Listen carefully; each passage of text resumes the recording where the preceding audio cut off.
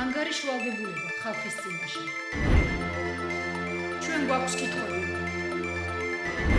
ისინი ვალდებულნი არიან გქონდეთ პასუხები. ჩვენი უფლებაა ვიცოდეთ. ჩვენი უფლება მათ ძალაუფლებაზე მნიშვნელოვანია.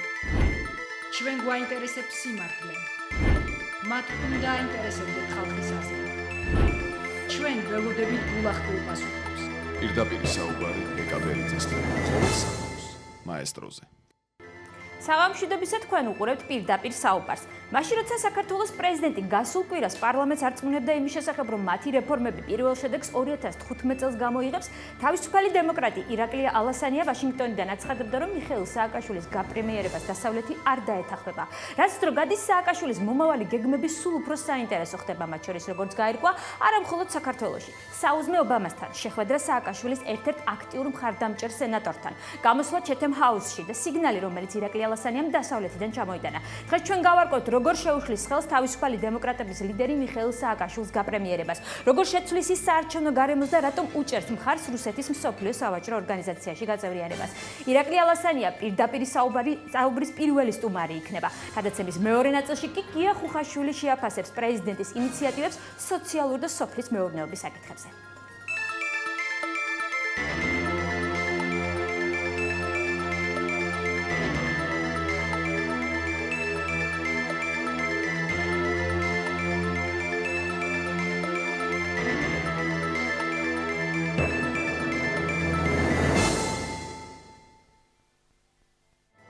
მაშასე თქვენ უყურებთ პირდაპირ საუბარს და ჩვენი გადაცემის პირველი ნაწილის სტუმარია ბატონი ირაკლი ალასანია. საღამოშვიდობისა ბატონი ირაკლი. საღამოშვიდობის. ძალიან დიდი მადლობა იმისთვის, რომ მოგზანდით და იღებთ ჩვენს გადაცემაში მონაწილეობას.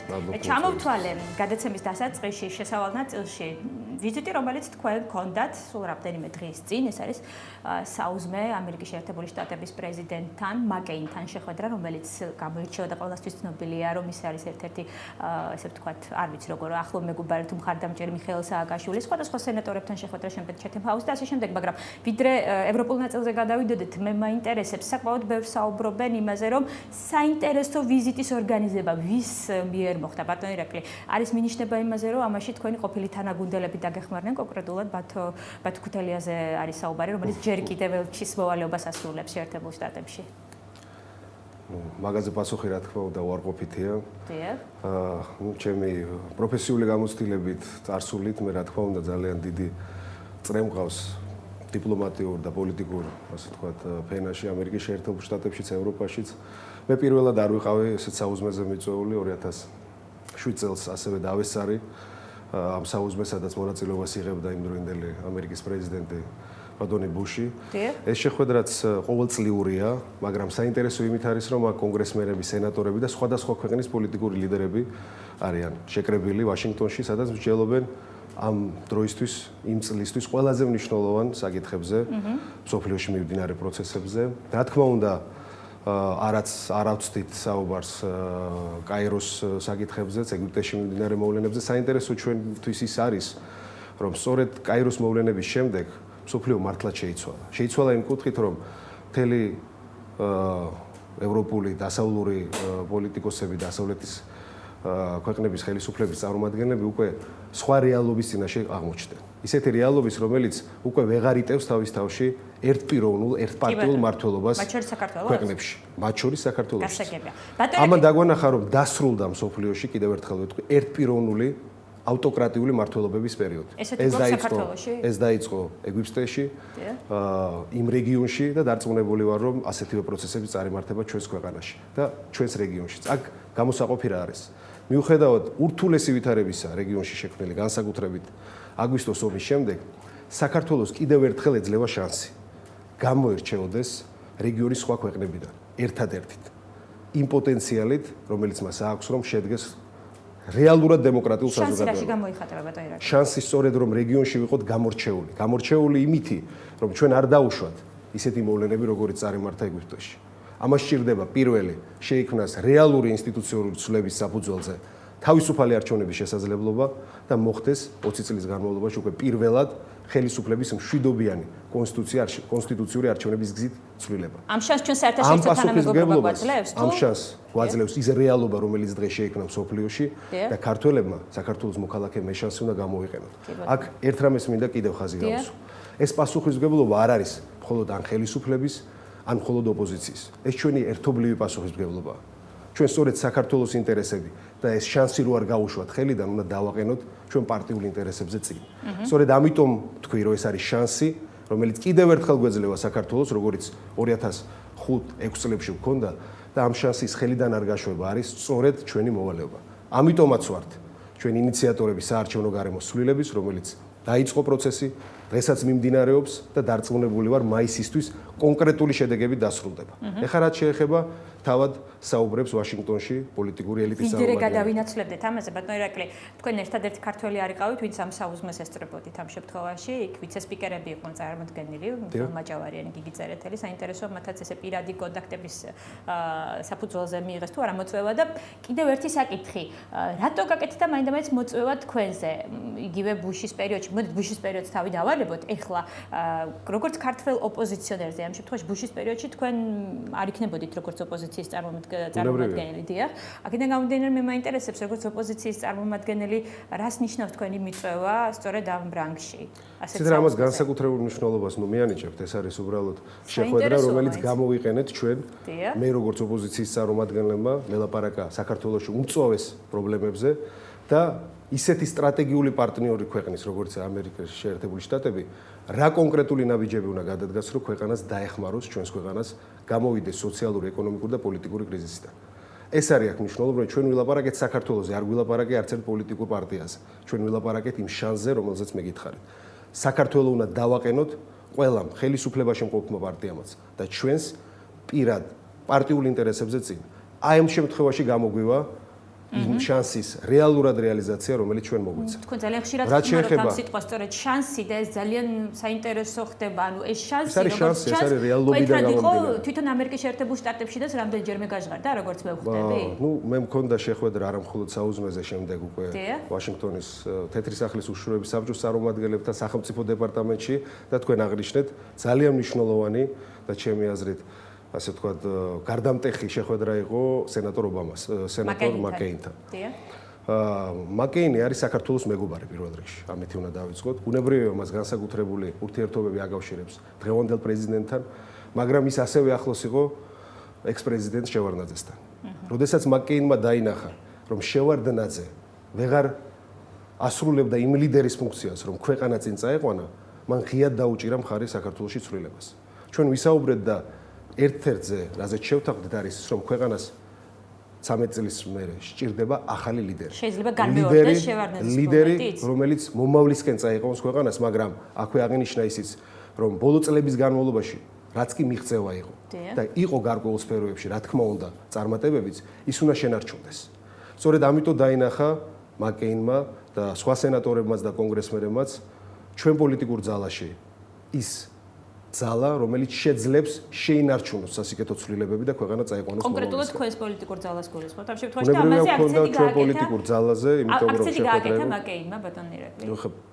შეხვედრა თავისთავად ორმხრივი შეხვედრა, რომელიც შედგა შეხვედრა ღია პრესის თანდასწრებით, ეს ნიშნავდა იმას, რომ მათ აქვთ კონკრეტული ინტერესი ქვეყანაში განვითარდეს ოპოზიციური ძალები ისე, რომ გაუწიონ კონკურენცია თავისუფალ არჩევნებში ხელისუფლებაში მყოფ პარტიას. ანუ ეს ნიშნავს ამაზე გაქცევდა აქცენტი. კი ბატონო, ანუ ეს ნიშნავს, რადგანაც აქცენტი კეთდება გარკვეულ პოლიტიკურ ოპოზიციურ ძალებზე, როგორც თქვენ ამას აცხადებთ და თქვენ განაცხადეთ, რომ თქვენში დაინახა გარკვეული ესეთი სიგნალი თქვენს პოლიტიკურ ძალაში, რომ მიხეილ სააკაშვილს ამ შემთხვევაში დაკარგული აქვს ის ნდობა, რომელიც 2003 წელს მან უშუალოდ თუნდაც მაკეინისგან მიიღო. მე მგონი ამას ან 2008 წელს შეხვედრა არ ჭირდებოდა. იმიტომ რომ ძალიან ნათელია რომ ის ავტორიტეტი რომელიც სააკაშვილს ჰქონდა 2005-6 წლებში, რა თქმა უნდა, ის ავტორიტეტი აღარ აქვს. ამით ზარალდება ქვეყანაც, მაგრამ ეს არ ნიშნავს იმას, რომ ქვეყანამ არ უნდა გააგრძელოს განვითარება. დღეს არის საქართველოს პრეზიდენტი სააკაშვილი, 12-13 წლის არჩევნების შემდეგ მოხდება ხელისუფლების ცვლილება, მე ღრმად მწამს ამისი, მაგრამ ხელისუფლებაში უნდა მოვიდნენ პასუხისმგებლობის მქონე პოლიტიკური ძალები. პასუხისმგებლობის გამოვლენა მოხდა იმაში, როდესაც ჩვენ რეალურად დავიწყეთ ხელისუფლებასთან მოლაპარაკება საარჩევნო გარემოზე. ჩვენ ვსაუბრობთ მედიის თვისობრივად შეცვლაზე და ვსაუბრობთ კონკრეტულად საზოგადოებრივ მოუწყებელზე და სხვა მედია საშუალებების ტრანსპარენტულობაზე. ვსაუბრობთ იმაზე, რომ პოლიცია და უსაფრთხოების სამსახურები აღარ უნდა ჩაერევნონ საარჩევნო პროცესში და ჩვენ რამდენიმე წინადადება წარუდგინეთ. თქვენ გახსოვთ, ჩვენ გამოვედით პოლიციის დეპოლიტიზაციის იდეით და კონკრეტული ცვლილებების საკანონმდებლო შევთავაზეთ საზოგადოებას და ხელისუფლებასაც. დღეს ჩვენ გამოვედით კონკრეტული წინადადებებით, როგორ უნდა განვახორციელოთ ჩვენი სოფლის მეურნეობის აღდგენა და სტრატეგია წარუდგინეთ დღეს შიდა ქართლში მოსახლეობას და გლეხებს.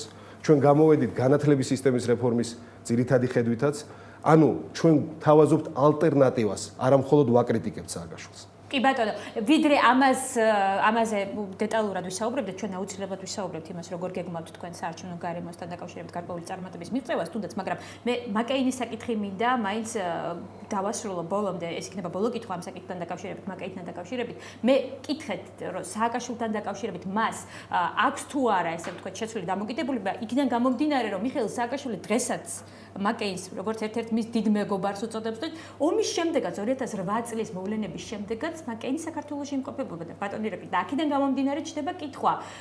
ეხლა 2011-ია. დიახ. ანუ შეიცვალა დამოკიდებულება ბატონი. მე გეტყვით რაზე ვილაპარაკეთ. სამი საკითხი რომელიც არის მაკეინისთვისაც და ზოგადად ამერიკის პოლიტიკური ელიტისთვის, რესპუბლიკელი იქნება თუ დემოკრატია მნიშვნელოვანი. პირველი, საარჩევნო რეფორმა რომელიც დაიწყო და დასრულდეს კონკრეტული შედეგით, რათა საქართველოს მოსახლეობას და მოქალაქეებს დაუბრუნდეს რწმენა საარჩევნო სისტემაზე და მათ მიეცეს თავისუფალი არჩევანის შესაძლებლობა. ეს არის პირველი. მეორე, არავითარ შემთხვევაში სააკაშვილი არ უნდა წავიდეს პუტინის მოდელით. 2012-2013 წლის არჩევნებში უნდა მოხდეს ხელისუფლების მშვიდობიანი შეცვლა. რეგიონებით, რაც ითქვა ამ შეხვედრაზე. და მესამე, უნდა შეიქმნას და გამყარდეს დემოკრატიული ინსტიტუტები, პოლიცია არ უნდა ერეოდეს საარჩევნო პროცესში და რაც მთავარია, უნდა უზრუნველყოფილი იქნას სასამართლოს და მართლმსაჯულების დამოუკიდებლობა. ეს ის საკითხებია, რაზეც შეთანხმება არსებობს. ვაშინგტონში არსებობს კონსენსუსი ამაზე. არა მხოლოდ ვაშინგტონში.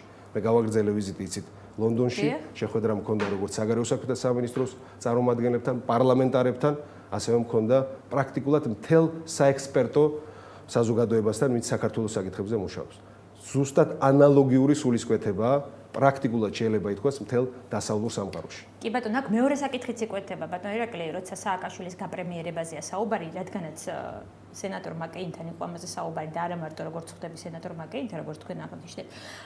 აქ უშუალოდ პოლიტიკურად, აქ უშუალოდ კონკრეტულად მიხეილ სააკაშვილზე აქცენტი გაკეთებული, თუ მხოლოდ მიხეილ სააკაშვილი როგორც პრემიერი, იქიდან გამომდინარე, რომ საქართველოს უკვე გაჩნდა აზრი, რომ შეიძლება მიხეილ სააკაშვილი არ მოგვევლინოს როგორც პრემიერ-მინისტრი, მაგრამ ის შეიძლება მოგვევლინოს სხვა თანამდებობაზე, თუ კი ცვლილებები შევა ისევ კონსტიტუციაში და უფრო მეტად გაფართოვდება და გაძლიერდება ამ შემთხვევაში პარლამენტის თავმჯდომარის თანამდებობა. ესეთ ინსინუაციებზე არ დავიწყებ ლაპარაკს. აქ არის კონკრეტულად საუბარი, რომ საქართველოს დაკარგავს შანსს გახდეს დემოკრატიული ქვეყანა და აქედან გამომდინარე დაკარგავს დასავლეთის მხარდაჭერას, თუ კი მომავალ არჩევნებზე არ მოხდა ხელისუფლების არჩევნების გზით ცვლილება. აქ არ არის საუბარი. ანუ ამ ხელისუფლებამ რესურსი ამოწურა ეს. თავისთავად ცხადია, სააკაშვილი არ არის ლიდერი, რომელიც წაიყვანს ჩვენს ქვეყანას მომავლისკენ. სააკაშვილმა თავისი როლი უკვე ითამაშა, თავისი რესურსი ამოწურა.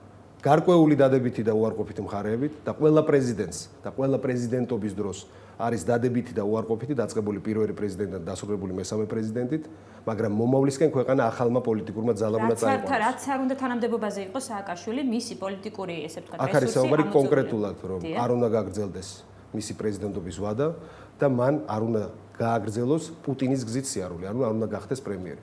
პოლიტიკაში სააკაშვილი დარჩება თუ არა ეს მისი გადასაწყვეტია. ამიტომ რა თქმა უნდა ჩვენ ვერავის ვერ აუგრძალავთ თავისუფალ არჩევნებში მონაწილეობას, მაგრამ აქ არის კონკრეტულად საუბარი, რომ პრეზიდენტობის ვადის ამოწურის შემდეგ მან უნდა დატოვოს ეს თანამდებობა და არ უნდა აირჩიოს პუტინის გზა გაპრემიერების. ამ ორ საკითხზე იყო ლაპარაკი, დავაკონკრეტოთ. კი ბატონო, და კიდევ ერთი ნაციონალური მოძრაობა რომ დარჩეს ხელისუფლებაში სააკაშვილის გარეშე. ამაზე თავისუფალ არჩევნებში ის პოლიტიკური ძალა, რომელიც გაიმარჯვოს არჩევნებში, ბუნებრივია დარჩება. გასაგები, ანუ აქ მაინც როგორც მე მივხვდი, კონკრეტულად სააკაშვილის პუტინიზაციაზეა საუბარი და აქცენტი გაკეთებული. მაგრამ მიხვედრა არ არის საჭირო, ესე იყო კონკრეტულად საუბარი ამაზე. გასაგებია, მაგრამ მიუხედავად ამისა, თუ კი სააკაშვილმა მაინც გადაწყვიტა და გადადგა ეს ნაბიჯი, ვიდრე თქვენ ამერიკაში ამ შემთხვევაში შეხვედრებს მართავდით, საქართველოს პირველი პირი პარლამენტში გამოდიოდა საკმაოდ ვრცელი მოხსენებით და მან აქცენტები სწორედ 2015 წელზე გააკეთა. რამდენჯერმე გაიმეორა ეს ფრაზა 2015 წელი 2015 წელი მე განმარტა კიდევაც რას გულისხმობდა, მაგრამ ყველას სწორედ ეს თარიღი მოხდა ყურში, ესე რა ვთქვათ, უხეშად რო ვთქვათ. თუ კი არ გაწარიმართა ისე მოვლენები, როგორც ამას დასავლეთი ისურვებს, ან როგორც ამაზე დასავლეთი საუბრობს. ამ შემთხვევაში რა ხდება, ბატონო ირაკლი? როგორ შეუშლით თქვენ ხელს, თქვენი პოლიტიკური ძალა, თუნდაც იმ პროცესს, რომ სააკაშვილი არ წავიდეს ისევ დასავლეთის ნებასურვილით არავითარ შემთხვევაში პოლიტიკური პროცესები ჩვენთან არ უნდა განვითარდეს. და არც სხვა ქვეყნის ნებასურვილით. მე ძალიან ბევრს მოგზაურობ ჩვენს რეგიონებში, თბილისშიც, ხვდები მოსახლეობას. მათი აზრია და მათი სულისკვეთებაა ზუსტად, რომ ცვლილებები განხორციელდეს მომავალ არჩევნებზე. ისინი ელოდებიან კონკრეტულად საარჩევნო გარემოს მოლაპარაკებების დასრულებას, რომ დაინახონ, რომ შანსი არსებობს ამ ქვეყანაში თავისუფალი არჩევნების ჩატარებას. და თქვენ გჯერათ ამ საარჩევნო გარემოს პროცესის მიმდინარეობის ბატონო. საზოგადოების და საქართველოს მოქალაქეების გადასაწყვეტ. დასავლეთი, ეს არის ინსტრუმენტი. ისინი არიან ჩვენი პარტნიორები და ძალიან სწორია, რომ მათი აზროვნებაც სწორედ ესე აეწყო, რომ სააკაშვილი უნდა წავიდეს.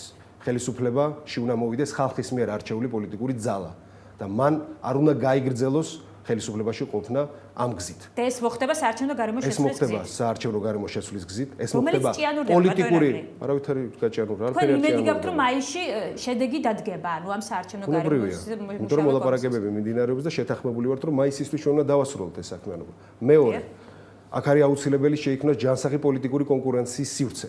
სწორედ ამას ემსახურება საარჩევნო გარემოს კოდექსიც, მედიის გათავისუფლებაც და პოლიციის განეიტრალება პოლიტიკაში და საარჩევნო პროცესებში ჩარევისგან.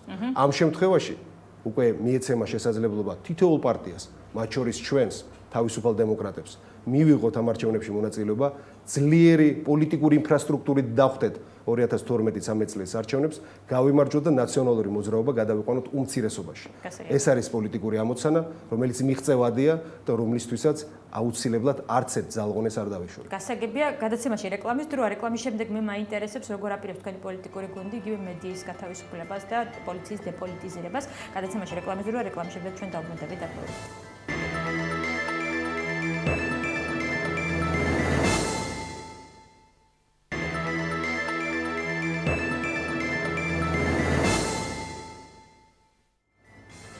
თქვენ უყურებთ პირდაპირ საუბარს და ჩვენი გადაცემის სტუმარია ბატონი ირაკლი ალასანია. თქვენ დღეს იმყოფებოდით გორში. ამერიკიდან ჩამოსვლის შემდეგ თქვენ ესეთი საინტერესო განცხადება გააკეთეთ, რომ ხარს დაუჭერთ, ხარს ესე რომ ვთქვათ, ისურვებდით, რომ ხარი დაუჭიროთ რუსეთის მსოფლიო სავაჭრო ორგანიზაციაში გაწევრიანებას გარკვეული პირობებით. პირობებზე ბაზრის დაბრუნებაზეა საუბარი და ოკუპირებული ტერიტორიების საზღვრის გავლებასთან დაკავშირებით. პირობებს დავაკონკრეტებ, მე უბრალოდ მენიშნა თქვენ საუბრობთ ამაზე ამერიკიდან დაბრუნების შემდეგ. იყო თუ არა ამაზე კონსულტაცია ერთგვარი ამერიკაში, იქიდან გამომდინარე, რომ ჩვენ ვიცით ამერიკის პოზიციაც სწორედ რუსეთის სავაჭრო ორგანიზაციაში გაწევრიანებასთან დაკავშირებით ის ამ პოზიციას ემხრობა. მე გეტყვით რა კონტექსტში ვახსენე ეს საკითხი. დღეს მე მქონდა შეხვედრა გორში, შიდა ქართლში, სწორედ იმ სოფლების წარმომადგენლებთან, რომელთანაც მე შეხვედრა მქონდა არაერთი გასული თვეების განმავლობაში და სადაც მე წარვადგინე პირველად ჩვენი სოფლის მეურნეობის სტრატეგიული ხედვა.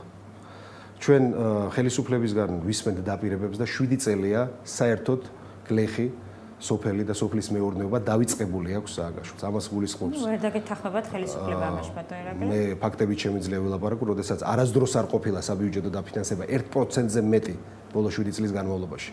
როდესაც ხორბლის რეზერვები განახევრდა, როდესაც მიწები 55%-ზე მეტი დაუმუშავებელია. ეს არის შედეგი კონკრეტული უპასუხისმგებლო სასოფლო სამეურნეო სტრატეგიის. გარდა ამისა, 55% ჩვენი მოსახლეობის დედაქალაქის მიღმარი დაკავებული სწორედ სოფლის მეურნეობის სექტორში. მათი დიდი უმრავლესობა დღეს არის აბსოლუტურად უმუშევარი. მე ერთ მაგალითს გეტყვით. მაგალითად, ვიყავი ზემონიქოსში, ახალ წელს იქ შევხვდი და ერთ-ერთ ოჯახში რო შევედი, რა თქმა უნდა, და მწირი სუფრა იყო გაშლილი და ერთი გლეხი მეუნებოდა, აქ რასაც ხედავთ, ეს არის ნაყიდი. არც ერთი არ არის ჩვენი მოწეული. ეს არის კატასტროფა, როდესაც ჩვენ საუბრობთ სოფლებზე. ჩვენ შევთავაზეთ 5 ძირითადი, ასე ვთქვათ, პოსტულატი, რომელზედაც მქონდა მსჯელობა გლეხებთან და მათ სხვათა შორის ძალიან საინტერესოდ დაამატეს და გარკვეული შესწორებები შეიტანეს ჩვენს სტრატეგიულ ხედვაში. შემდეგ ჩვენ გვექნება ამის განხილვა გურიაში, სხვადასხვა რეგიონებში და ერთი თვის შემდეგ უკვე წარუდგენ საზოგადოებას საბოლოო ვარიანტს. ანუ ჩვენ ვართ დიალოგში ჩვენს მოსახლეობასთან, განსხვავებით სააკაშვილისგან. ეხლა რას გულისხმობთ? პირველი, ჩვენ ვთვლით, რომ დაახლოებით უნდა გახუდმაგდეს მინიმუმ საბიუჯეტო დაფინანსება აგრარული სექტორის. ჩვენ ვქნით სასოფლო-სამეურნეო ფონდს, რომლის თავიდან კაპიტალი იქნება დაახლოებით 300 მილიონი ლარი. მე დარწმუნებული ვარ, მქონდა შეხვედრა საფინანსო ინსტიტუტებთანაც მსოფლიოს სხვადასხვა ქვეყანაში. მათ შეუძლიათ ასევე დონორი ორგანიზაციების მოზიდვა და დაახლოებით მე ვარაუდობ 1 წლის შემდეგ მილიარდამდე ავა ეს ფონდი. რას გააკეთებს? პირველი, ჩვენ მთლიანად ავიღებთ ჩვენ თავზე სარწყავი, საირიგაციო. ანუ თქვენი პოლიტიკური ძალა? რა თქმა უნდა. ეს როდის ხდება? ანუ თქვენი ხელისუფლებაში ბუნებრივია. დროს? მანამდე არა. მანამდე არ არსებობს პოლიტიკური ძალა მმართველი პარტიის რო ეს გააკეთოს. ხელისუფლებას აქვს ამ შემთხვევაში ინიციატივები სოფლის. რა ინიციატივები? 7 წელი არანაირი ინიციატივები. 150 მილიონს დებს ამ სექტორში. ეს არის აბსოლუტურად არასწორი, იმიტომ რომ ჯერჯერობით არანაირი ამდაგვარი ხარჯეთი ნაწილი არ ყოფილა. პრეზიდენტს ქონდა ინიციატივა. მე ვიცი, მოდი ჩვენზე ვილაპარაკებ და მე გავცემთ პასუხს თუ შეკითხვა გექნება. გექნებათ უკვე კონკრეტულად მათ ინიციატივაზე. მთლიანად უნდა აიღოს ხელისუფლებამ თავის თავზე სარწყავის საირიგაციო სისტემების გაკეთება. შხამკიმიკატები, რომელიც ძალიან ჭირდება და სხვა საშუალებები, ასევე უნდა აიღოს ხელისუფლებამ თავის თავზე პირველი 3 წლის განმავლობაში და წავახალისებ ჩვენ ფერმერული მეურნეობების და გლეხების მეურნეობების გაჩენას. ეს არის ძალიან მნიშვნელოვანი ფაქტორი, იმიტომ რომ თითქმის ყველა ქვეყნის სასოფლო-სამეურნეო სტრატეგია აგებულია სწორედ ესეთ კოოპერაციებზე. საერთოდ დანგრეულია დღეს სისტემა, როგორც საირიგაციო, სარწყავი და გლეხებს არ აქვთ ელემენტარული საშუალება დაამუშავოს საკუთარი მიწები. აღარავის ვამბობ კონფლიქტურ ზონებთან არსებულ სოფლებზე, რომელსაც უსაფრთხოების პრობლემებიდან გამომდინარე, ვერც კი გადიან საკუთარ მიწებზე რომ დაამუშავონ. ჩვენ შევთავაზეთ გახსოვთ სწორედ ჩემი ვიზიტის შემდეგ 15 მილიონი გამოეყო პრეზიდენტს რომ დახმარებოდა ამ სოფლებს. დაახლოებით 38 სოფელი იყო ჩამოთვლილი, რომელიც გამოზამთრებაში დაეხმარებოდა. რა თქმა უნდა, არანაირი პასუხი არ მიგვიღია. სამაგიეროდ პრეზიდენტი დაფრინავს საკუთარი თვითფრინავით. როდესაც საუბრობენ მთავრობის წევრები ქამრების შემოჭერაზე, გაზრდილია მათი ხარჯები სამივნილნებო და საერთოდ ბიუროკრატიის მომსახურების. დაახლოებით 900 მილიონზე მეტია გაწერილი საპრეზიდენტო და სამთავრობო სპეციალურ ფონდში, რომელიც ისე დაიხარჯება, რომ კაცი შვილს წარმოდგენა არ გვექნება. სწორედ ეს თანხები იქნება მობილიზებული, რა დავეხმაროთ და გავაძლიეროთ სოფელი. ჩვენ თუ გავაძლიერეთ გლეხი და სოფელი, ჩვენ დავძლევთ სიღარიბეს. მხოლოდ ამ შემთხვევაში, ამიტომ ჩვენი მთლიანად ეკონომიკური სტრატეგიის შემადგენელი ნაწილია ქვეყნის განვითარების ძლიერი სოფელი. და ამიტომაც ეს სტრატეგია იყო მიღებული ძალიან სწორად ჩვენი გლეხების მიერ. შესწორებები შეიტანეს, მათ გთხოვეს, რომ გაგვეთვალისწინებინა, გაგვეჩინა ასოციაციები, მათ შორის ფერმერული ასოციაციები, რომელსაც ექნება საშუალება გადაეცემა სასოფლო-სამეურნეო ტექნიკა და ისინი მოემსახურებიან გლეხებს. ამიტომ ძალიან პოზიტიურად იყო ჩვენი ეს ასე ვთქვათ შეთავაზება მიღებული. რომელზედაც პასუხი ვერ მიიღეთ. მიიღეთ გლეხებისგან, რა თქმა უნდა და ჩვენ ხელისუფლებას გულისხმობ ამ შემთხვევაში. რა თქმა უნდა, ხელისუფლებაში კიდევ ერთხელ ვიმეორებ. ხელისუფლების პოლიტიკა იყო, რომ რატო უნდა დავეხმაროთ გლეხს. ის რასაც ვერ აწარმოებს, ჩვენ შემოვიდათ საზღვარგარეთიდან. ამ პოლიტიკამ მიგვიყვანა იქამდე, რომ 80% დღეს სასოფლო-სამეურნეო პროდუქციის არის იმპორტირებული. დღეს სხვაგვარად ფიქრობს პრეზიდენტი ამ შემთხვევაში, რომ ის ამბობს, პრეზიდენტი ყოველთვის სწრაფად ფიქრობს, იმიტომ რომ შედეგი მისი პოლიტიკის ეკონომიკაშიც და მათ შორის სოფლის მეურნეობაში არის ის, რომ 1.8 მილიონზე მეტი ჩვენი მოსახლე, მოქალაქე არის სიღარიბის ზღვარს მიღმა. 80% სასოფლო-სამეურნეო პროდუქციის გარედან შემოდის, 80% ჩვენი მოსახლეობის დატოვებულია ხელმისაწვდომი ჯანდაცვის გარეშე. ამისთვის საკმარისი დრო ქონდა სააკაშვილს, 7 წელი გავიდა. რა თქმა უნდა, სააკაშვილი არის წარსული. მაგრამ მან უნდა მიიღოს. ეს პრეზიდენტია, როგორ არის წარსული ამ შემთხვევაში? გეუბნებით, რა თქმა უნდა ფიგურალურად ვლაპარაკობ, დღეს პრეზიდენტია, მაგრამ ის ვერ წაიყვანს ქვეყანას მომავალში. ამიტომაც ჭირდება ჩვენ მოქალაქეებს იცოდნენ, რომ არის ისეთი პოლიტიკური ძალა, ვინც მოდის კონკრეტული გეგმით და არა ისეთი ძალა, რომელიც მოვა ხელისუფლებაში და მერე აპირებს დაიწყოს ფიქრი, როგორ გამოიყვანოს კრიზისიდან ეკონომიკა, როგორ უშველოს სოფლის მეურნეობას, როგორ შეცვალოს ჯანდაცვის სისტემა ისე, რომ ეფექტურად მოემსახუროს ჩვენ მოქალაქეებს. კი ბატონო, გასაგებია გეგმები, მაგრამ როგორც ჩანს ამისთვის მოსახლეობას მინიმუმ 1, მაქსიმუმ 2 წლის მოწდა მოუწევს, როგორც ხდება, ვიდრე საარჩევნო პერიოდი არ დადება. დემოკრატიული პროცესები, რომ მთლიანად ძალაში შევიდეს და ანუ გამყარდეს დემოკრატიული ინსტიტუტები, ამას დრო ჭირდება. მოდი ჩვენ რეალისტები ვიყოთ. ჩვენ პოლიტიკაში სერიოზულობა და რეალიზმი უნდა დავრუნდეს, რომელიც აქამდე არ იყო სამწუხაროდ. ჩვენ გვაქვს დრო იმისთვის, რომ შევცვალოთ საარჩევნო გარემო, თითოეულ მოქალაქეს მიეცეს თავისუფალი არჩევანის შესაძლებლობა, პოლიცია იყოს დეპოლიტიზირებული, მედიაში სივრცე გაეხსნა საზოგადოებას და ოპოზიციურ ძალებს, ჩავატაროთ თავისუფალი არჩევნები და შანსი, რომელზეც ვლაპარაკობდით, რომელსაც დასავლეთიც უყურებს როგორც ჩანს, გამოვიყენოთ ერთობლივად. ამიტომაც მე წინააღმდეგი ვარ რადიკალური დაპირისპირების დღეს, იმიტომ რომ ესეთი სათანამშრომლო სივრცე ჩნდება. არავის არ ქონდა რწმენა, რომ დაიწყებოდა მოლაპარაკების საარჩევნო გარემოზე. ყველა იძახდა, რომ ხელისუფლება ამაზე არ წამოვა. მაგრამ მოახერხეთ ის, რომ დავჯექით და დავიწყეთ მოლაპარაკების პროცესი. არავინ იცის ხელისუფლება რას დათმობს, რას არ დათმობს. ეს ცალკე თემაა. ეს არის მოლაპარაკება და მოლაპარაკებაში ბუნებრივია ურთიერთკომპრომისების სულით მოგვიწევს. კი ბატონო. იდეალური არც ერთი არჩევნები არ იქნება, ვიდრე არ შეიცვლება სააკაშვილის ხელისუფლება. მაგრამ ჩვენ მივდივართ წინ. სერიოზული პოლიტიკით ვართ დაკავებული. აი ეს არის მთავარი და ხალხი ამას აფასებს. მე ამას ვხედავ გორშიც, გურიაშიც, ამას ვხედავ ქარელშიც, ამას ვხედავ კახეთშიც.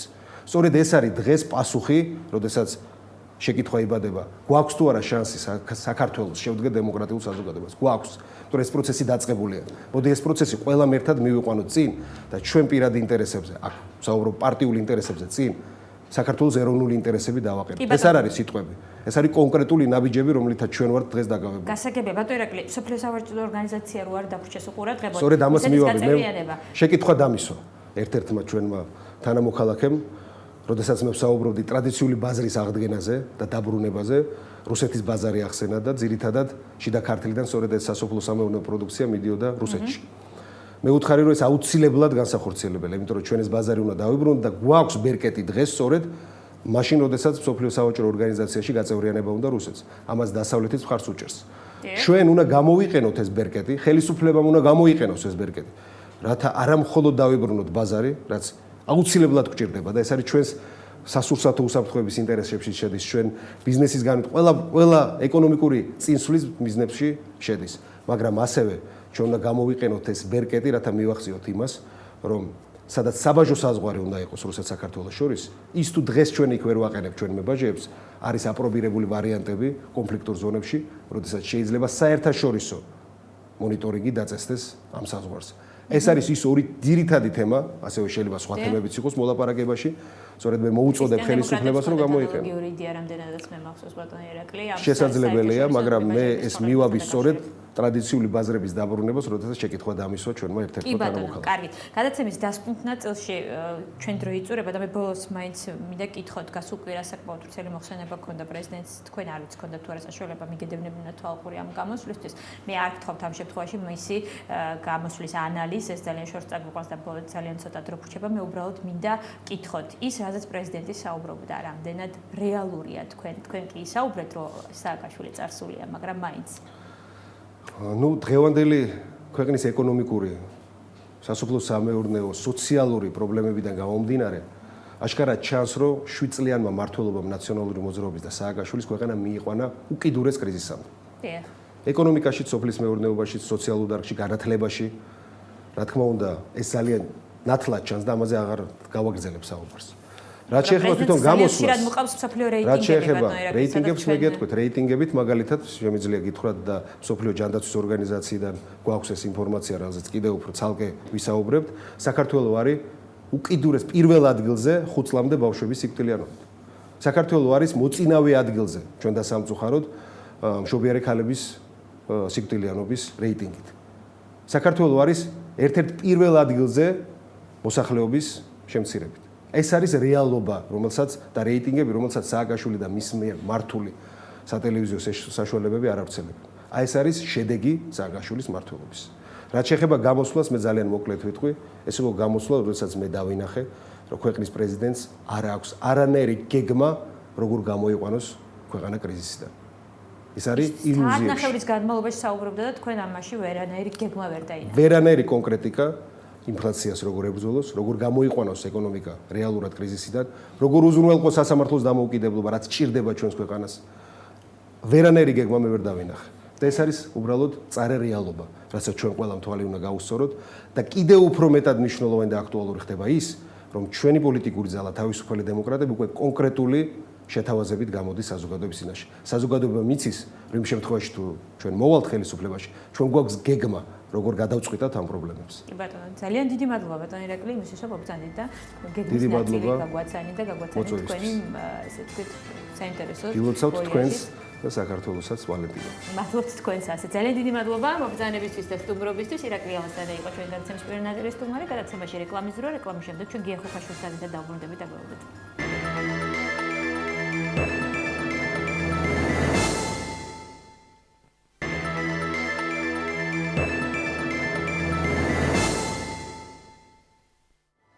თქვენ უყურებთ პირდაპირ საუბარს და ჩვენი გადაცემის მეორე ნაწილის სტუმარია ბატონ გია ხუხაშვილი, საღამოშტებისა ბატონ გია. ძალიან დიდი მადლობა იმისთვის, რომ მობრძანდი და ხართ ჩვენი გადაცემის სტუმარი. პირველ რიგში ვიდრე, ჩვენი გადაცემის მთავარი თემა არის მაყურებელს ჩავაყენოთ საქმის კურსში, რომ განვიხილოთ პრეზიდენტის ინიციატივები, სოფლის მეურნეობის დარგში და ასევე სოციალური დახმარების ინიციატივები, მაგრამ ვიდრე დავიწყებდეთ ამის გაანალიზებას, რამდენად პერსპექტიულია და რეალურია ეს ყველაფერი და როგორ შეაფასებთ მას თქვენ. დღევანდელი ინფორმაციიდან გამომდინარე მინდა პირველი შეკითხვა დაგისვათ სადაზღვევო კომპანიებთან დაკავშირებით. ცნობილია, რომ დაიჭირეს თითქმის ყველა სადაზღვევო კომპანიის წარმომადგენელი. მოსაოდნელი იყო თუ არა ესე განვითარება მოვლენების ბატონ გია, იქიდან გამომდინარე, რომ ჩვენ რამდენიმე ერთი კვირის წინ დაახლოებით საკმაოდ სკანდალური განცხადება მოვისმენთ კონტროლის პალატის. ბუნებრივია მოსაოდნელი იყო ესეთი ისტორიები ჩვენ არ ვართ ესე რომ ვთქვათ უბრალოდ ნაკლებობას არ განვიცდით. აქედან გამომდინარე გასაგები იყო რითაც შეიძლება დამთავრებულიყო. თუმცა თვითონ რანგი დაპატიმრებულების, რა თქმა უნდა, ტოვებს გარკვეულ ნაკლებობას, ხო? განაიმიტო რა ვიღაც უხარია ვიღაცის დაჭერა, არამედ ის ციფრები რაც იყო თავის დროზე დასახელებული, დაახლოებით 300 მილიონამდე იყო ამ პერიოდში გამოყოფილი. აქედან მოგების სახით კომპანიებში დაილექა მინიმუმ 50%, მაშინ როდესაც სადაზღვევო მოგების მარჟა კომერციულ სექტორში 4%-ია, ასე რომ ბევრად უფრო მასშტაბური და დიდ თანხებზეა საუბარი, ვიდრე შეიძლება იყოს დაუშვათ ის 5 მილიონი ნახევარი, რაც გვესაუბრებია, ხო? ანუ ბევრად უფრო მეტი თანხა არამიზნობრივად, არა ესე რომ ვთქვათ, იმ მიმართულებით გაშვებული, რაზეც იყო ეს ყველაფერი გამიზნული. აქედან გამომდინარე, ჩემის აზრით, ობიექტურ გამოძიებას უფრო დიდ მასშტაბებზე უნდა გავეყვანეთ. გარდა ამისა, ჩემის აზრით, ნაკლებად დამაჯერებელია, რომ ამ პროგრამების მენეჯერის დონეზე წყდებოდა საკითხები, ხო? იმიტომ რომ სადაზღვევო კომპანიებს ყავთ თავისი, ესე რომ ვთქვათ, ხელმძღვანელობა, რომლის გარშეც არ ამგონია, რომ ეხლა ვიღაც მენეჯერი რაღაცებს აკეთებდა, ხო? ეს ერთი თემა, გარდა ამისა, მონიტორინგის თემა, სად იყო სახელმწიფოს მხრიდან მონიტორინგი თავის სახსრებზე და რამდენად ეფექტურად, რამდენად სწორად გაიცემოდა ეს თანხები, უпростоრეთ ეს თანხები რამდენად სწორად იყო ათვისებული, ესეც სახელმწიფოს პასუხისმგებლობა იყო. არა სადაზღვევოების პასუხისმგებლობაზე საუბარი ცოტა ის იქნება ალბათ. რა თქმა უნდა, მე ზუსტად ამას ვამბობ, ანუ აქ არის მონიტორინგის თემა სახელმწიფოს მხრიდან თავის მიერ გამოყოფილ თანხებზე და სადაზღვევოს ალბათ უფრო მაღალი მენეჯმენტის პასუხისმგებლობის თემაც იკვეთება, ხო? მე არ ვიცი ხა ეს რამდენად სისხლის სამართლებრივია თუ არ არის, ხო? მაგრამ ეხლა რაში დასჭირდა ხელისუფლებას ამის გამოაშკარავება? არ ვიცი, იცით ეს უკვე ძალიან გამიჭირდება ამაზე ლაპარაკი, რაში დასჭირდა, ფაქტია რომ მოხდა. მაგრამ ფაქტია რომ ეს ყველაფერი მოხდა. კარგი. გადავიდეთ ჩვენი გადაცემის მთავარ თემაზე. როგორ მოგწონთ პრეზიდენტის ინიციატივა, მაგალითად ვაუჩერებთან დაკავშირებით? რა არის იცით წინააღმდეგობრივი მოსაზრება მაქვს ამ თემაზე. ერთის მხრივ ბუნებრივია რომ ესეთი ფორმით ქვეყნის პრობლემები არ წყდება. ეკონომიკური გაგებით ეს ცუდია, რა თქმა უნდა, იმიტომ რომ ეს თავისთავად ინფლაციური ღონისძიება, ინფლაციის გამაძლიერებელი ღონისძიება, ეხლა არც თუ ისე დიდი ხარისხით რო ეხლა ამაზე ერთი ამბავი ავტეხოთ, მაგრამ ფაქტია რომ თუმცა ფიქრობენ რომ სწორედ ეს პროცესი წაახალისებს ინფლაციის პროცესს. წაახალისებს, ზუსტად ამას ვამბობ, ეს წაახალისებს და არა ანტიინფლაციური, როგორც ხელისუფლების ზოგიერთი წარმომადგენელი გვეუბნება, ხო? ეხლა მეორეს მხრივ, გამომდინარე იქიდან რომ ჩვენი მოსახლეობა ძალიან შეჭირვებულია, ყავს კაკალი გააგდებინეს პრინციპით, ბუნებრივია როგორ შემიძლია ვთქვა, რომ ცუდია, რომ ვიღაცას რაღაც თანხას ურიგებენ. ანუ პრინციპი, რომ სულ არაფერს რაღაც მაინც ჯობია, თქვენთვის მაინც ესეთ გასაგებია. მაგრამ ყველაზე საინტერესო ის გახლავთ, რომ ეს ანტირუსული რიტორიკის ფონზე რუსული კომპანია რო არიგებს ამ ვაუჩერებს, ეს ძალიან ესე ვთქვათ, ძალიან საინტერესო ფაქტია, ხო? ანუ ამას ურიგებენ ელექტროენერგიის ვაუჩერებზეა საუბარი, ხო? რამდენადაც მესმის. კი ბატონო. და ეს გახლავთ რუსული კომპანია RAO-ესი, ანუ RAO-ესი გასცემს მოსახლეობაზე ვაუჩერებს ანუ სოციალურ პროექტში აქტიურად მონაწილეობს კრემლის კომპანია, ხო? და მისი ხელით ხდება ორმაგ სტანდარტს თამაშობს ხელისუფლება თქვენთან. აქ არ არის ორმაგ სტანდარტზე უკვე აღარ არის საუბარი, ხო? იგივე, როდესაც ეს ანტირუსული რიტორიკა ისმოდა, პარლამენტარები იჯდნენ დარბაზში, რომელსაც ანათებდა იგივე რუსული კომპანია და ათბობდა ჩვენ დეპუტატებს, რომ კომფორტულად ეგრძნოთ თავი და ასე შემდეგ და ასე შემდეგ. ეს ორმაგი სტანდარტი ამას შეიძლება არ ქვია, მაგრამ ეს არის პარადოქსი ქართული ჩვენი ქვეყნის დღევანდელობის პარადოქსია. პარალელურად იკრძალება რუსული სიმღერები და ამ დროს ქვეყნის ეკონომიკის ძალიან დიდი ნაწილი რუსული კაპიტალის ხელშია და ისინი კარნახობენ თამაშის წესებს. მაგრამ ეს არის ისინი კარნახობენ თამაშის წესებს. თქმა უნდა, საერთოდ 21 საუკუნეში ვიც იხდის, ის კარნახობს თამაშის წესებს. გასაგებია. ვაუჩერებს დავუბრუნდეთ ისევ. გარკვეულწილად მოსახლეობის რაღაც ნაწილმა შეურაცხყოფილადაც კი იგრძნო თავი ასეთ მცირე თანხაზე, რაც იყო შეთავაზებული. ჩვენ მქონდა ამასთან დაკავშირებით თქვენი Vox Populi ჩავატარეთ და მოსახლეობის აზრი მოვისმინეთ და არ შეხვდენ ამას აღფრთოვანებულები. როგორც ჩანს, ის პრინციპი, რომელზეც მე და თქვენ საუბრობდით, ახლა მაინც პოპულარული არ არის. როგორც ჩანს, ქართული საქართველოს მოსახლეობის ღირსება ცოტა მეტი ღირს ვიდრე 20 ლარია და ეს მისასალმებელია, თუმცა არჩევნების დროს ჩვენ ცოტა უფრო ცუდი სურათიც გვაქვს ნანახი. ეხლა ხო არ არის არჩევნები, რაში დასჭირდა ხელისუფლებას ამის გაკეთება. ხშირად საუბრობენ ხოლმე, რომ ესეთ გადაწყვეტილებებს ხელისუფლება იღებს წინა საარჩევნოდ, რომ ამ მრჩევლის გული მოიგოს. ეხლა არ არის საარჩევნო პერიოდი. არ ვიცი, იცით, მე გამიჭირდება კითხვაზე პასუხის გაცემა, მე არ ვიცი, რატომ დაჭირდა დღეს ამის გაკეთება. ფაქტია, რომ ის ამას აკეთებს. ძნელი დასაჯერებელია, რომ დასახმარებლად. ეს არის ძირითადად პოპულისტური გადაწყვეტილება. რა თქმა უნდა, თუმცა კიდევ ერთხელ გიმეორებ, ძალიან ბევრს ეს 20 ლარიანი ვაუჩერიც გარკვეულწილად შვებას წარმოადგენს და ამიტომ ეხლა მე ვერ ვიქნები ამის კატეგორიული წინააღმდეგი, თუმცა პრობლემას, სოციალურ პრობლემას ბუნებრივია ეს ვერ გადაწყვეტს. ეკონომიკისთვის ეს ნაბიჯი არის საზიანო და ამაზე უკვე გითხარით, ესეთი სახით, ესე რომ ვთქვათ, თანხების გაცემა, ეხლა სასურსათო ვაუჩერზეც არის საუბარი, ხო, რამდენადაც ვიცი და ეს სასურსათო ვაუჩერი ამ ორი ელემენტის გარდა შეიძლება შეიცავს კიდე სხვა რამესაც, ხო? აი დაუშვათ გარკვეული სავაჭრო ქსელის promotions ეგრეთ წოდებულს, ხო? რასკრუტკას, როგორც რუსები იტყვიან, შეიძლება პროცესში როგორ გამვითარდება შევხედავ და მე უფრო კვალიფიციურად გეტყვით ეს დღეს მხოლოდ ეჭვია და მეტი არაფერი. კი ბატონო, დღეს კიდე ერთი ინფორმაცია გაჟღერდა მიხეილ მაჭავარიანი საუბრობდა იმაზე, რომ ბანკებმა უნდა გაანაყდონ ეს ვაუჩერები, რომელზედაც ჩვენ საუბრობთ ახლა სასურსათო ვაუჩერებთან დაკავშირებით, მაგრამ კონკრეტულად ბანკი ჯერჯერობით არ დასახელებულა, ვინც ამ პროცესს ჩაატარებს. კი ბატონო, კიდევ ერთი საკითხი, რომელიც ასე ვთქვათ, პრეზიდენტის გამოსვლის დროს გაჟღერდა. სწორედ გადაცემის პირველ ნაწილში ყავდა სტუმრად ირაკლი ალასანი, რომელიც საუბრობდა, რომ 7 წლის განმავლობაში ამ ხელისუფლებას, დღევანდელ ხელისუფლებას და საქართველოს პრეზიდენტს სოფლის მეურნეობის დარგი არ გახსენებია. არ ვიცი თქვენც ესე თვლით თუ არა, მიგაჩნიათ თუ არა? მე ესე არ ვთვლი, რომ არ გახსენებია, ახსენდებოდა, მაგრამ უფრო უარყოფით კონტექსტში, ვიდრე დადებით კონტექსტში. რას ნიშნავს უარყოფით კონტექსტში? ახლა გავიხსენოთ იგივე ყველაფერი გაკეთდა ამ 7 წლის განმავლობაში იმისთვის, რომ სოფლის მეურნეობის დარგი განადგურებულიყო. მოირღვა. ტრაქტორები რო შეიყვანეს სოფლებში და არიგეს. მოდით ესე ვთქვათ, მოირღვა ეკონომიკური საზღვარი, ხო? ტრაქტორს ჭირდება საწვავი, ჭირდება მე მოყვანილ პროდუქტს ჭირდება რეალიზაცია და ამას ჭირდება მთელი კომპლექსი ღონისძიებების. სოფლის მეურნეობაში მთავარი არც ის არის, რომ შენ მაინც და მაინც თევზი გადაუგდო ვიღაცას, ხო? ანკესი უნდა მიაწოდო პირველ რიგში, რომლითაც ის თვითონ დაიჭერს თევზს და ესე რომ ვთქვათ, ფული დაიწყებს ბრუნვა სოფლის მეურნეობაში.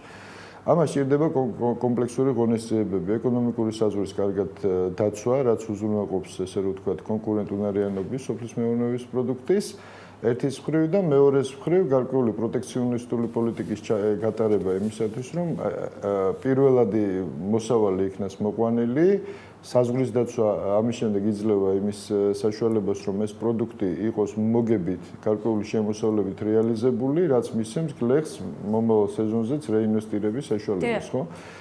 ჩვენმა ხელისუფლებამ რა გააკეთა ამ პერიოდში? გააუქმა, ესე რომ ვთქვათ, ყველა ინსტრუმენტი, რითაც საზღვარი იქნებოდა დაცული. საბაჟო გადასახადიდან დაწყებული, რაც არის პირდაპირ ბარიერი იმპორტთან მიმართებაში და სურსათმოქმედების და სხვა სამსახურებიც გააუქმა, რითაც ფაქტიურად ადგილობრივი სოფლის მეურნეობის მრეწველობა, სოფლის მეურნეობის დარგი აბსოლუტურად არაკონკურენტულ მდგომარეობაში მოაქცია. ამას დაემატა ისიც, რომ ვასთან და ღვინოსთან დაკავშირებით გარკვეული ბაზრები საქართველოსთვის ამ პერიოდში ჩაიკეტა, რამაც ეს დარგი ძალიან დააზარალა და ჩვენ ვხედავთ, რომ ყოველ წელს რთველი ეს არის ლამის სპეცოპერაციაა, ხო? და ხშირ შემთხვევაში ყურძნის ჩაბარება ხდება იმაზე უფრო იაფად, ვიდრე ჯდება მისი წარმოება. და ეხლა რო ფიქრობს ხელისუფლება ამის გამოსწორებაზე და 150 მილიონს დებს ამ საკითხში. მე ვერ გავიგე, რაში დებს 150 მილიონს. სოფლის მეურნეობის განვითარებაში. რა არის, იცით, გააჩნია რაში იქნება ეს ფული ჩადებული. თუ ისევ საუბარი იქნა რაღაც ტრაქტორებზე, სიმინდის თესლზე, ცენტრები, მარცვლეულის ცენტრები, ჩვენ ნახეთ ეხლა ეს ტრაქტორები, სად არის ეს ტრაქტორები, მე ძალიან მაინტერესებს, ხო? და რა ეფექტი მოუტანა სოფლის მეურნეობას ამ ტრაქტორებმა. მე ვფიქრობ, რომ აქ ფულიც არ არის მთავარი. კიდევ ერთხელ ვამბობ, ხო, პოლიტიკური ნებაა საჭირო იმისთვის, რომ ეკონომიკური საზღვარი დავიცვათ. ეს, რა თქმა უნდა, შეიძლება იყოს კიდევ ერთი სტიმული ფასების, ესე რომ ვთქვათ, მერყეობის გარკვეული პერიოდით, მაგრამ გრძელვადიან პერსპექტივაში ეს უზრუნველყოფს საქართველოს სასურსათო უსაფრთხოების უზრუნველყოფას, ხო?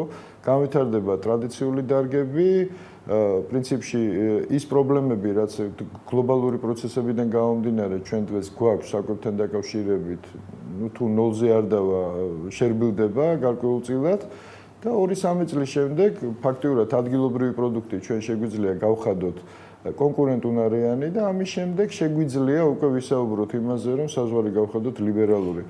ამისათვის 3-დან 5 წლამდე ქვეყანას სჭირდება, რომ დავიცვათ ქართული სოფლის მეურნეობა, გენმოდიფიცირებული იქნება თუ სხვა უხარისხო პროდუქტისგან, თუნდაც მარკირებით, ხო? თუ ჩვენ უარს ვაცხადებთ. ხელისუფლებას მე მგონი, როგორც მოვისმენთ და აქვს ყოველ შემთხვევაში 2015 წლამდეა გაწერილი ბატონია. ეხლა 2015 წელი საერთოდ ძალიან უცნაური თარიღია, იმიტომ რომ საარჩევნო ციკლი მთავრდება 2013 წელს. რას ნიშნავს 2015 წლამდე გეგმები? 2013 წელს საარჩევნოდ პასუხისმგებლობას იხსნის ხელისუფლება შედეგებზე და გვიცხადებს, რომ ეხლა არაფერი არ მომკითხოთ, ეხლა ამით შეეთ და 2015 წელზე ვარ შეპირებული და არა დღეს. ასე გაიგე თქვენ პრეზიდენტის ესე ვთქვათ. არა, მე საერთოდ ვერ გავიგე 2015 წელი, აი რა ციფრი იყო, არ ვიცი, ეხლა ეს 5 წლებს უკავშირდება, რიცხვ 5-იანს უკავშირდება ზოგადად თუ რას უკავშირდება, მაგრამ ფაქტია, რომ ეს თარიღი ყოველ შემთხვევაში შუალედური ფინიში მაინც უნდა დაესახათ 2013 წლამდე, როდესაც საპრეზიდენტო არჩევნები შედგება. მე ვიტყოდი 2012-მდე საპარლამენტო არჩევნების წინ ჩვენ უნდა ვიცოდეთ, რას დაპირდება დღეს ხელისუფლება, რომ სწორი არჩევანი გააკეთოს მოსახლეობამ. მაგრამ გველაპარაკები 2015 წელზე სიმართლე გითხრათ, ის ვერ გავიგე, რატომ იყო მხოლოდ ეკონომიკაზე გამახვილებული ძირითადად ყურადღება, იმიტომ რომ ჩვენ გვაქვს ძალიან სერიოზული პოლიტიკური უსაფრთხოების რისკები, დემოკრატიული ინსტიტუტები. არ გაკეთდა აქცენტები ამ საკითხებზე? თუ არასათანადო თქვენ ესე ფიქრობთ? არასათანადო, ძალიან მოკრძალებულად მე ვიტყოდი, ყველა სხვა მიმართულებით, გარდა ეკონომიკისა და ეკონომიკაშიც მე ვერ დავინახე სისტემური ცვლილებების სურვილი, ხო, ისე ვიყო. კი ბატონო. მაგრამ არ მიგაჩნიათ, რომ პრეზიდენტმა რაზეც გააკეთა აქცენტი ინფლაცია და გაძვირებული ცხოვრება, სწორედ ყველაზე მეტად ეხლა ამ წუთებში მოსახლეობას აწუხებს და ამაზე იყო სწორედ საუბარი პრეზიდენტის მხრიდან. ადეკვატური იყო მისი მოსვლა, ასე რომ ვთქვათ, თუ არის. მე ვერ დავინახე ანტიინფლაციური, აი რა, ისე პროგრამა, რომელიც წარმოადგენდა თითქოს ემსახურებოდა სწორედ ამ ინფლაციასთან ბრძოლის გარკვეულწილად მექანიზმს. მე რა არის ისეთ მე იმ კომპონენტებში, რაც იყო დასახელებული, ზოგიერთი დავინახე ისეთი, რომელიც პირიქით გამაძლიერებელია ინფლაციური პროცესების, იგივე თუნდაც აი ამ ვაუჩერებზე რო ვილაპარაკოთ, ხო? და იგივე თუნდაც 150 მილიონი სოფლის მეურნეობაში მოსროლილი, ესე შეიძლება ინფლაციური იყოს, გააჩნია რა პროგრამებს მოხმარდება ეს ყველაფერი? 150 მილიონი გამოვყავით, რას ხმარდება ეს 150 მილიონი? ასე რომ შეიძლება ის რაღაცას მოხმარდეს რომ ამ ინფლაცია კი არ შეანებოს პირიქით გააძლიეროს, ამ პირიქით ხო? ანუ მე რეალურ პროგრამაზე აქ არ ყოფილა საუბარი. აქ იყო კეთილსურვილებზე, იყო პათეტიკა, სოციალური რიტორიკა, კი ბატონო. და არაფერი კონკრეტიკა? მე კონკრეტიკა ვერ დავინახე. არ ვიცი, მე შეიძლება ყურადღებით არ უსმენდი, მაგრამ კონკრეტულად ის რასაც შეუძლია სისტემური ცვლილებები მოუტანოს ქვეყანას, რის გარეშეც ეკონომიკური აღმავლობა არის შეუძლებელი. მე სიმართლე გითხრათ ვერ დავინახე. კი ბატონო, ინფლაციასთან დაკავშირებით. შეიძლება პრეზიდენტი არც უნდა ლაპარაკობდეს ამაზე, უნდა ლაპარაკ, მაგრამ მთავრობა ხო უნდა ლაპარაკობდეს და მთავრობის კომენტარები ხო უნდა მოყვეს ამ ყველაფერს. რაც პრეზიდენტის გამოსვლაშია, ხო შეიძლება არც არის პრეზიდენტი ვალდებული, რომ ეხა 150 მილიონს რო იტყვის, ამის უკან რა დგას თქვას, მაგრამ ამას უნდა მოყვეს მთავრობის შესაბამისი განმარტებები. მე რამდენი დღეა დღეს? მთავრობამ თქვა საერთოდ ამოიღო ხმა ამაზე? 150 მილიონი დაიხარჯება ამაში და ამაში. ერთი ვიცით რომ ბიუჯეტიდან გამოიყოფა და გადაიხედება გარკვეულწილად გარკვეულ საკითხებზე რაღაც როგორც ჩვენთან დღეს გადაცემაში ხელისუფლების წარმომადგენელმა განაცხადა, მაგრამ რა კონკრეტულად როგორ იქნება გაწერილი ამაზე ინფორმაციას ჩვენს ველოდებით. ინფლაციასთან დაკავშირებით პრეზიდენტმა გარკვეული მინიშნებები გააკეთა, როდესაც ოპოზიციის წარმომადგენლები საუბრობდნენ პროცენტულ მაჩვენებლებზე. დათვლილი იყო თქვენც მიადევნებდით თვალყურს, რომ რეგიონთან შედარებით ჩვენ 3 წლის ასე ვთქვათ განმავლობაში ყველაზე ნაკლები ინფლაციის მაჩვენებელი გვაქვს. როგორ დათვალა? სწორად დათვალა პრეზიდენტმა? ხო, მე ვფიქრობ, რომ არასწორად დათვალა. რაში გამოიხატება არასწორად? ჯერ ესეთი, აქ საუბარია ერთწლიან ციკლზე, ხო, ეხლა თუ აქ არის ელემენტარული ციკლები. არ არის სწორი მიდგომა 3 წლიანი ციკლით? არა, 3 წლიანი ციკლი შეიძლება ზოგადად სწორი მიდგომა იყოს, მაგრამ აქ იყო საუბარი, რომ ბოლო წლის განმავლობაში რამდენი იყო ინფლაცია საქართველოს, სომხეთში და აზერბაიჯანში. დიახ. ხო? დიახ. ხო, ინფლაცია მარტო 2010-ში ხო არ იყო საქართველოში, ხო, მანამდეც იყო.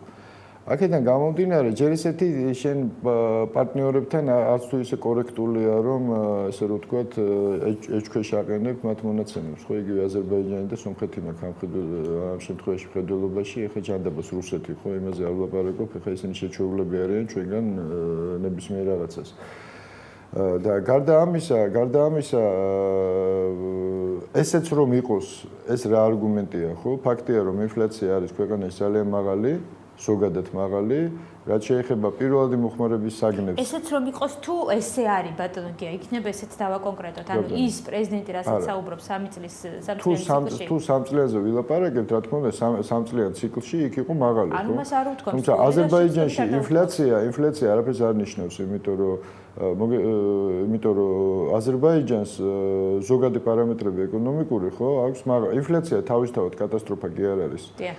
თუ შესაბამისად ინდექსირებულია ყველაფერი, ინფლაცია შეიძლება პირიქით ეკონომიკის მასტიმულირებელი ფაქტორი იყოს და არა ხელისშემშლელი. მე გეტყვით აზერბაიჯანთან დაკავშირებით იგივე სალდო იმპორტ-ექსპორტის აზერბაიჯანის არის +7 მილიარდი.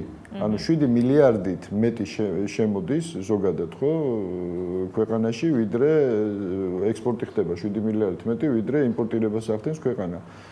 აქედან გამომდინარე, კარგით, რომც იყოს მაღალი ინფლაცია, ეკონომიკური პარამეტრები აზერბაიჯანის არის გამომზომნოთ უფრო დიდი, ხო? მთლიანი შიდა პროდუქტი, უпроსორეთ